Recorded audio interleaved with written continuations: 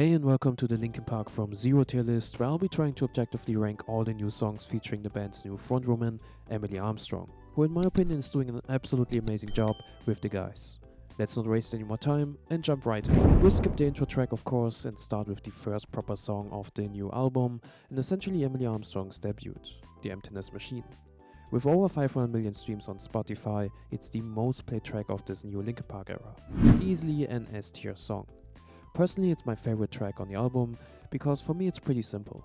My all-time favorite Linkin Park song has always been Somewhere I Belong, and that's where my journey as a long-time Linkin Park fan started. The Emptiness Machine feels like the beginning of a new chapter, and it definitely echoes Somewhere I Belong in terms of tone. Just listen to the intros side by side.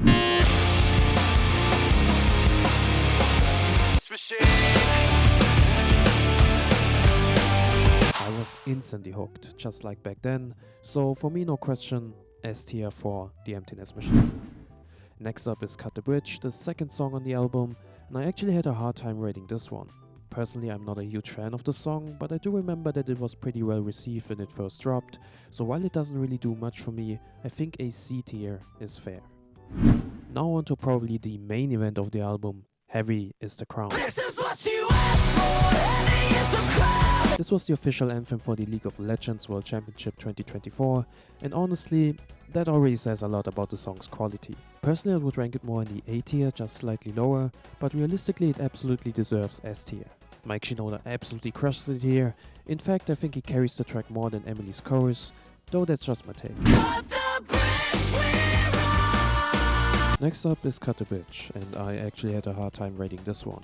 Personally, I'm not a huge fan, but I do remember that it was pretty well received when it first dropped. So while it doesn't really do much for me, I think a C tier is fair. Moving on to Over Each Other, which is actually Emily's first softer, more emotional track, and it definitely leans into pop elements and follows a direction that old Linkin Park was gradually exploring towards the later albums. I think it's a really underrated song, especially when paired with the music video. The overall experience is powerful and meaningful, but it's unfortunately flying under the radar. I would say it comfortably sits in B tier. Then we have Casualty, which is straight up made for the old school Linkin Park fans. Think Hybrid Theory, Meteora era. It probably won't land with the broader audience, and personally there's something missing for me. Even though I want to rank it higher, I just can't. So this one goes into C tier for me. Next is Overflow, the crawling of From Zero, and it brings those calm, dark vibes.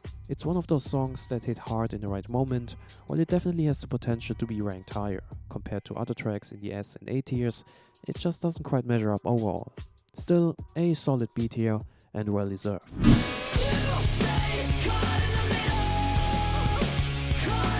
Two-Faced is another fantastic track. Funny enough, I wasn't blown away the first time I heard it, but now, one of my favorites. It's definitely one of those songs that grow on you with every listen, and again, Shinoda is amazing here, and the chorus becomes more and more powerful the more you hear it. It doesn't quite reach S tier, but I'm placing Two-Faced firmly in A tier. Because you're staying.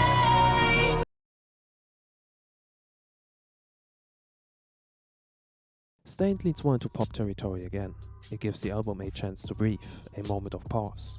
It's nothing groundbreaking, but it brings solid vibes and already hints at a possible new direction for new Linkin Park in a few years. Just like what happened with Chester when the band started moving away from new metal, so I think B tier is a fair spot here. Give you everything I have. All you give me is your own bleeding. Now we come to I Give You Everything I Have, and honestly, what a song.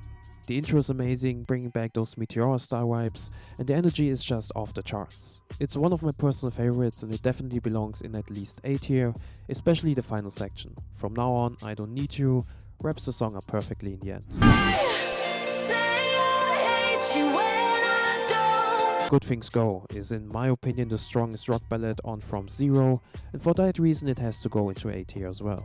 It delivers feel-good energy, it is a bit more rock-heavy than Over Each Other, and it fits Linkin Park's style even better. It's one of those songs where you know it will be an emotional and unforgettable moment live, and the kind that connects the whole crowd. Inside it feels like I'm barely breathing. Feels like. Next up is a song I know will be very controversial, but I have to be honest based on how much I love it. Up From the Bottom is going into S tier. I love everything about it. That opening alone, and then Emily comes in with Feels Like and hits that note perfectly. Every time I get goosebumps. The lyrics are powerful, the chorus is intense and catchy, and the build up into it is flawless. I know I should probably rank it a bit lower, but for me personally, it's an S tier. No question. Next up is Unshatter, and honestly all I need to say is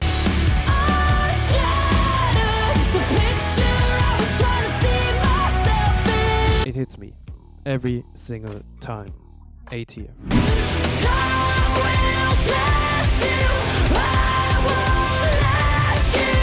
And finally we have Let You Fade, the perfect closing track for the album, and at least in my interpretation a tribute to Chester. It wraps the album up perfectly in such a meaningful way and therefore goes into B tier. Alright guys, overall I would rate the album an 8 out of 10. I think there's still a bit more potential left for the next one, but I couldn't complain less for the first album, for the new Linkin Park era, so therefore Emily and the guys did an amazing job. Let me know in the comments below which songs you think are the best, and as always, stay safe and have a nice day.